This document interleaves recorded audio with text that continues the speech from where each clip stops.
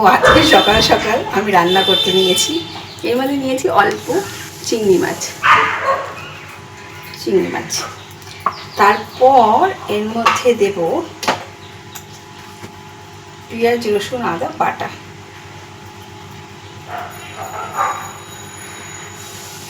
একটু বেশি করে দিচ্ছি।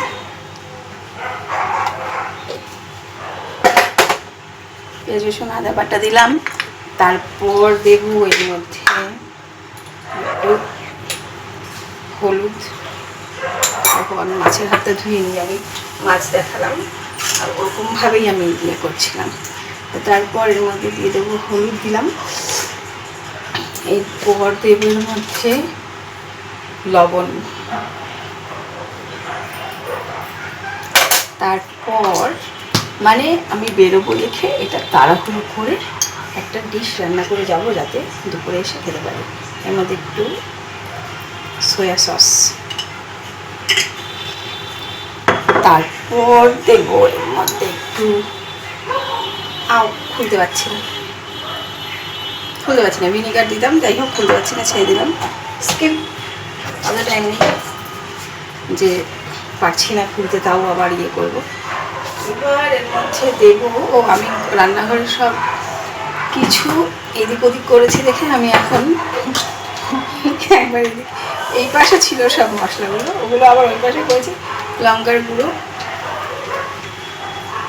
তাই আমাকে খুঁজতে হচ্ছে, মানে একবার এদিকেই খুঁজছি, একবার ওইদিকে কোন দিকে রাখা আছে দেখার জন্য। তারপরে জিরের গুঁড়ো, অল্প অল্প করে জিরের গুঁড়ো। তারপর এটা হলো ব্ল্যাক পেপার, দেবো না, এইটা দিই গরম মশলা।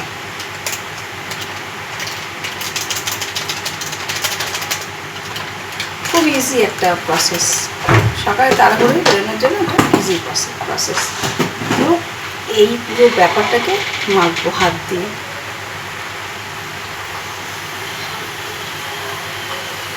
হাত দিয়ে ভালো করে মেখে, আমি জল দিইনি, যা ওই আদা রসুনের পেস্টের যা জল। বৃষ্টি হচ্ছে দেখে এই ক্যামেরাতে এরকম কালারটা আসছে, মনে হচ্ছে যেন রাত্রিবেলা আমি শ্যুট করছি, কিন্তু দিনের বেলা বৃষ্টি হচ্ছে। তো এটা এরকম মাখলাম। তেল দেবো, তেল না দিলে হবে না।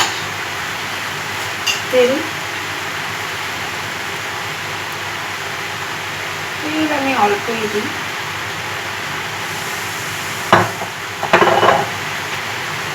তেল দিয়ে এইবার আমি এটাকে ঢুকিয়ে দেব মাইক্রোওভেনে।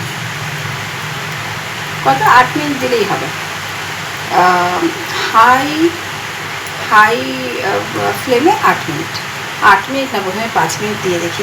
হাই ফ্লেমে দিয়েছিলাম 5 মিনিট, দেখো কেমন হয়েছে রান্না করে।